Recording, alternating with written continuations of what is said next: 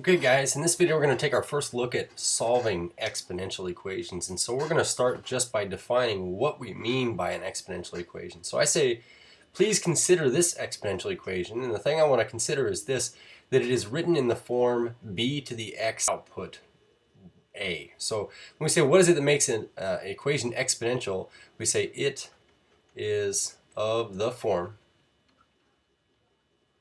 b to the x equals some other value here. And I think that the key indicator that this is an exponential equation is that our unknown is located up in the exponent.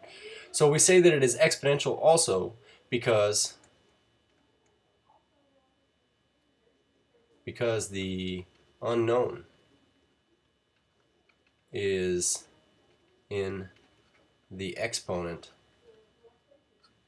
of some numerical base.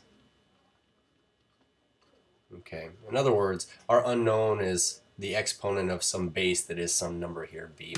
And so in terms of solving these exponential equations, when we recognize them, we're basically going to be using two properties quite a bit of the time. And these are two properties we've seen before, but we're going to start by kind of reviewing them really quickly here. First one is our one-to-one property that says that if two exponential expressions that have the same bases are equal to one another, that is if b to the x equals b to the y, the only way this is true is if the two exponents are equal to one another. And so this is just a property that allows us to set exponents equal to one another as long as two exponential expressions that are equal have the same bases. Our next property is our inverse property, and this basically says that log base b of b to the power of x equals x all the time. And essentially what this would be, if we rewrote this into an exponential form, b to the power of what, what to the power of what equals this thing, if we were to rewrite this into exponential form, using our arrow here, we'd say the base b to the power of x is equal to b to the x.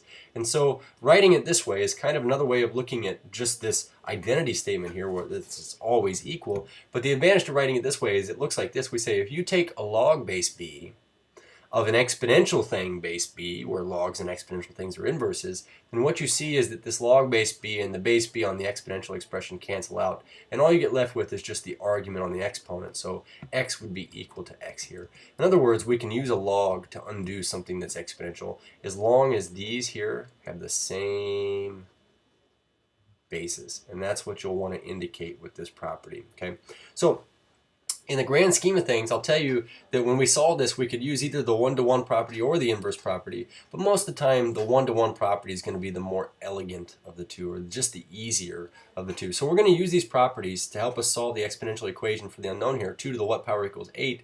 And I just want to kind of foreshadow a little bit. The only thing I can think of is that x is probably 3 here. So now why would I say this? Because I would say that if I plug a 3 into my equation, I'm going to get a true statement.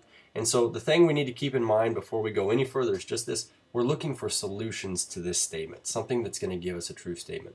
So let's take a look first of all at our one-to-one property and how this method would be helpful here. And then we're going to take a look at how we could solve this using our inverse property. So starting with your one-to-one property, I'm going to scroll down a little bit here.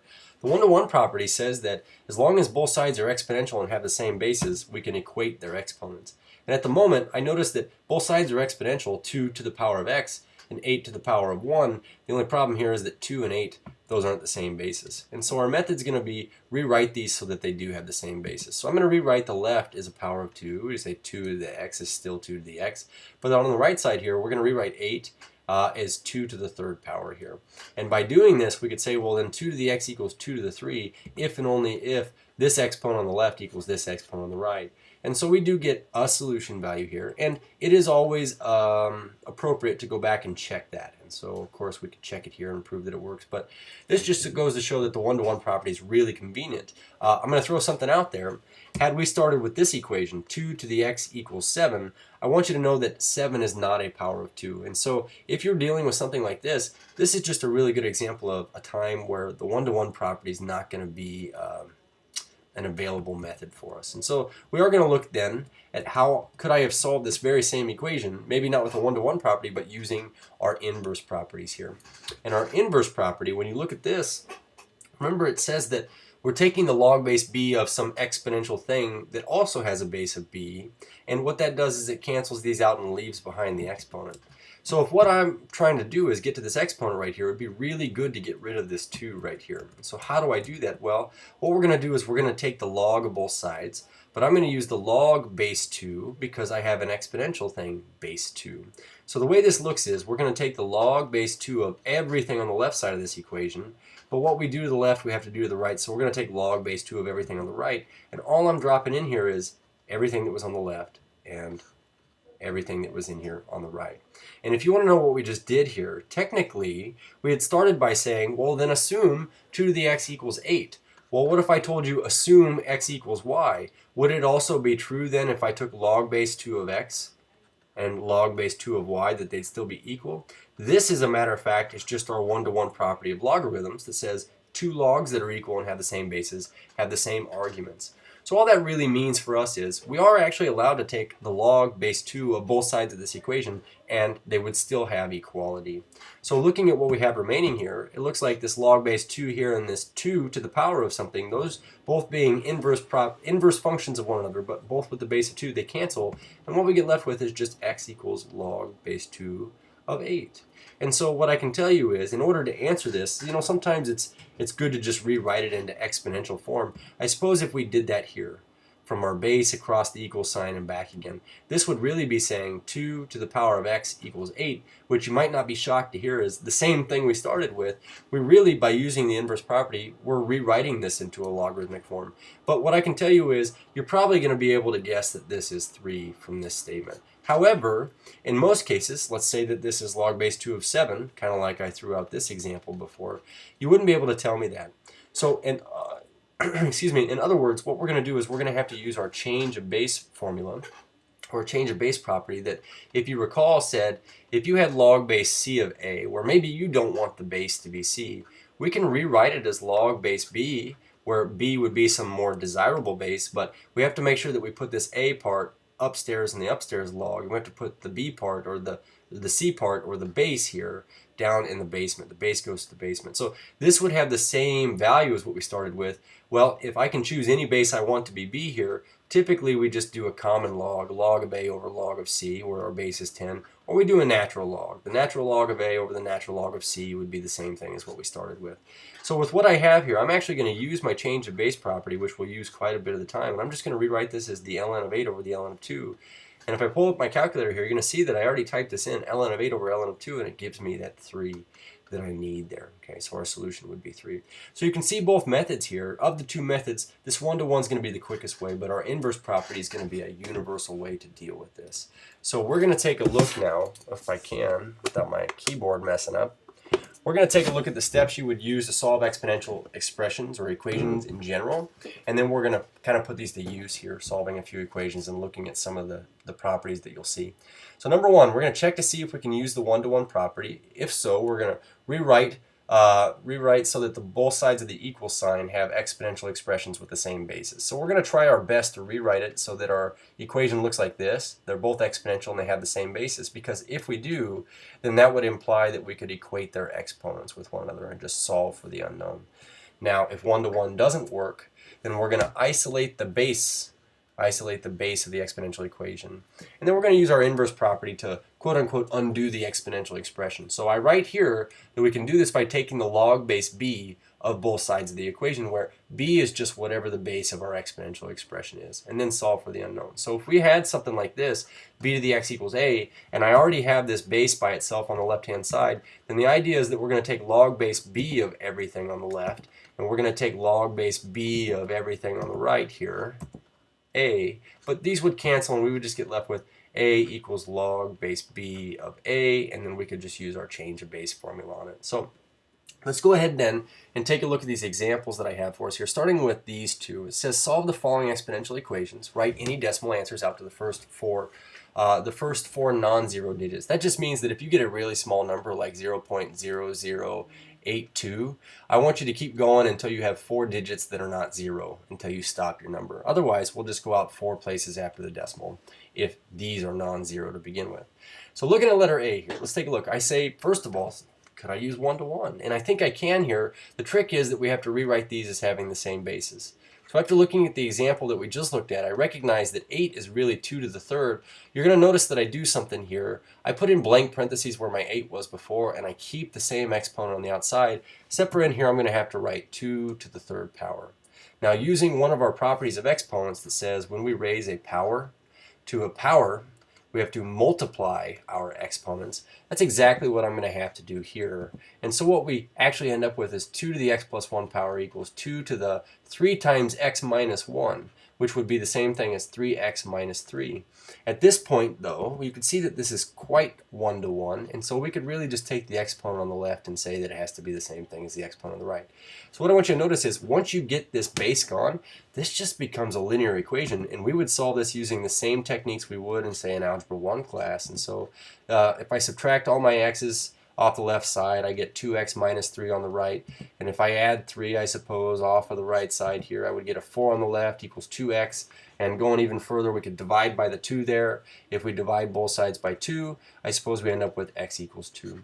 So really quickly, it is worth your time, but we should check this just to make sure it works. And what I notice is 2 to the input plus 1, 2 to the 2 plus 1 will be equal to 8 to the input minus 1. This really comes out to be 2 to the third power is equal to 8 to the first power, and that is a truth. So this is our solution in this case, and we were able to check it. Now letter B here, what I want you to know is this could also be construed as 1 to 1, except for both sides of this equation are going to have to be rewritten as having the same base. So our real question is going to be, if I can write it as 1 to 1, then what is the base that 1/3 and 9 both have in common? And I recognize that they're both powers of 3.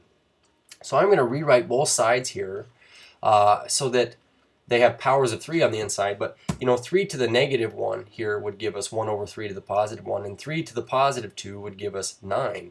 And so in this case, we're again just going to simplify by multiplying our exponents. I get 3 to the negative x minus 1 is equal to 3 to the 2 times 2x is 4x. Hey, again, now we can just go ahead and equate our exponents and then just use proper solving techniques here. So I'm going to get all my x's on one side, and I suppose I would get negative 1 is equal to 5x. This just means that when I divide by 5 here, I'm going to get negative 1/5 is the solution to this equation here. And I'm actually going to pass on checking it this time. Just know that we could use 1 to 1 with both of these instances here. So we're going to look at a few more examples here, but these are going to be more examples geared towards times where we can't use the 1 to 1 property and how we recognize that. So with respect to letter C, this guy here, I suppose I would say, well, could I solve this using 1 to 1? Now, first things first, I would tell you that I'd have to have the left side written as some base to a power. And what I notice is I have 2 times our base 5 to this power. And so one thing I want you to know right off the bat is 2 times in parentheses 5 to the 2x plus 3, this is worth saying, is not the same thing as 10 to the 2x plus 3. So we cannot multiply these because our exponent must be done before multiplication with respect to order of operations. So the very first thing I want to do then, if we're looking at our steps from this last page, would just be to, if not, then we're going to use, we're going to isolate the base of the exponential expression and then use our inverse property. So to isolate the base here of 5, we're going to divide both sides by 2 to begin with. And what we get left with on the left is 5 to the 2x plus 3 power. On the right we get 16. You see, at this point, I'd be asking, could I rewrite this 1 to 1? Now 5 is a power of 5, but 16 is not a power of 5. So this is where we're going to have to rely on taking a log of both sides. So using our inverse property, we would want to make sure we take the log base 5 of both sides. And if you're questioning why 5, it's because I needed the base on my exponential expression in here to match the base on my log so that these cancel. And so what we get left with, quite honestly, is 2x plus 3 equals log base 5 of 16. And we have 2 more steps to carry out here. This is the subtraction of 3, so we get 2x equals log base 5 of 16, all of that minus 3, and then we're going to divide this by 2 and divide this by 2, and so what we end up with totally is that x equals exactly log base 5 of 16, all that minus 3, and all of that over 2. So I'm going to put a box around this, and here's the thing. When it comes to answers for exponential and logarithmic equations, we definitely want to make sure that we give the exact value. However, a lot of the time we're going to want a decimal for these things. So let's make sure that we can get a decimal for these things as well. And again, when it comes to evaluating logs on your calculator, we only have log base 10 and log base e keys. So if it's log base 5, we're actually going to have to do this as log, let's do change of base with the natural log. So the ln of 16 over the ln of 5 would be the same thing as the log base 5 of 16. We're going to take that minus 3 and divide it by 2. On my calculator here, I might want to do this in pieces, but I get the natural log of 16 divided by the natural log of 5, and I get this decimal here. I'm going to take that and subtract off 3, and then I'm going to divide all this by 2. So you see we get this kind of small number here, and we're going out 4 decimal places. So about negative 0.6386. 0.6386. This thing right here, it's important that you do give me 4 non-zero decimal places, because when we plug it back into this original equation, the thing is, because we rounded this, it's not going to give us exactly 32. It'll be like 31.9999 equals 32. But the reason we go out to 4 decimal places is so that we're maintaining a lot of accuracy here. Okay, so let's take a look at trying this again here, maybe with letter D. I notice letter D, I'd want to isolate the base first, so we'll divide both sides by -2. In this case, then we would have 10 to the power of 3x equals positive 40. Now, 40 is not a power of 10, and here's the thing, 10 and 40 are not both powers of some common root. So if that's the case, once you isolate the base here, we're just going to go ahead and take the log of both sides. Now the reason why I wanted to do this one is because what would I want the base of my log to be? And the base here is 10. So when we take the log of both sides, we can just go ahead and take our common log of both sides, and we don't actively have to write base 10. We can just say common log. So the common log of 10 to the 3x would be the same thing as the common log of 40, just because of our 1-to-1 property, but over here on the left, these would cancel out. And so what we get, oops, go back over to my pen tool here. What we get then is just 3x is equal to the log of 40. And so in this particular case, we just need to then divide by 3 to get x by itself. We get x equals the log of 40 over 3. I'm going to put a box around this. So here's our exact value. And now we're going to get a decimal. The neat thing about the common log is that we certainly have a button for our common log. That's just log. So the log of 40, all of that divided by 3, out to 4 non-zero decimal places is 0.5340. So approximately 0.5340 would have been our exponent there. Okay, so you're seeing how this works with inverse property. What I want to do then is maybe take a look at these examples down here that have natural bases in the exponential expression. So looking at this, again, I kind of just want to isolate the base of this exponential expression if I can. And so this would involve going ahead and dividing over the 20 from the right side. And what we get on the left is 5, but on the right we have e to the 0.07t. So in this particular case, what I'm going to need to do then is either rewrite this so they're both powers of e, which I don't know what e to the power of equals 5. So this means that my only other alternative is to take a log of both sides. And in this case, we're going to take the natural log of both sides because we have the natural base that we are taking the log of on the right-hand side here. And so the natural log and the natural base cancel here. On the left, then, we just get the ln of 5. On the right, we have 0.07t. Again, this just becomes a linear equation at this point. And so we could just divide both sides by 0.07. And what this means is our exact value is that t is equal to the ln of 5 over 0.07. Again, we'll want to get a decimal for this out to 4 decimal places here. And so if we do the natural log of 5, all of that divided by 0.07, then what we get is about 991, this 9 would become a 10, so 22.9920. So about 22.9920 would be our solution here. Now, this last example is my only exception to kind of the methods we've been using thus far.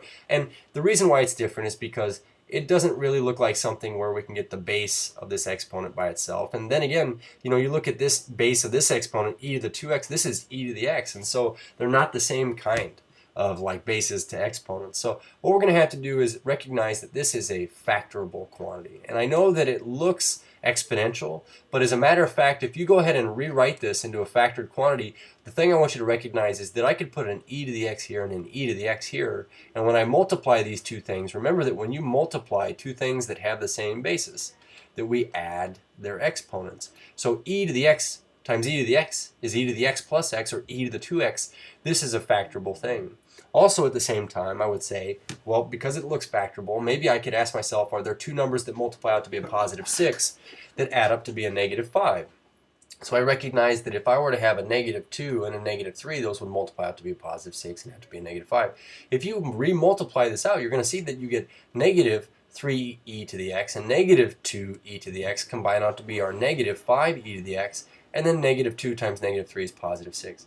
So the deal here is, because I was able to factor this, now I can actually go set my factors individually equal to 0 and solve them independently. And what I hope you recognize is each of these in and of itself is an exponential equation. So let's go ahead and isolate the base to one side. So e to the x equals 2. Over here we get e to the x equals 3. I'd ask myself, at least, could I do 1 to 1 here, rewrite the left and right side as both powers of e, but it's just not going to happen. So in this particular case, we'll go ahead and go forward with, we're going to take a log of both sides, and specifically, since these are base e, we're going to have to take the natural log of both sides. And so over here we get the natural log, and we say e to the x and 3. This will cancel, and we get left with x equals the ln of 2. At the same time, these cancel, and I get left with x equals the ln of 3. And so our two exact values are these, and the only thing we'd want to make sure we go back and do is make sure that we find some decimals for them, the ln of 2 and the ln of 3. We would get approximately, at least for the ln of 2, about 0.6931. So 0.6931, and this is approximately. And then for our ln of 3, we got about 1.0986. So, with respect to exponential equations, work on getting the base by itself if you can, unless it's like one of these factorable ones. And then ask yourself, can I do this 1 to 1? If you can't do 1 to 1, then we'll just take a log of both sides using the appropriate base and isolate the unknown. Every once in a while you may have to use your change of base formula to evaluate these on a calculator, but that's what these look like. Cheers.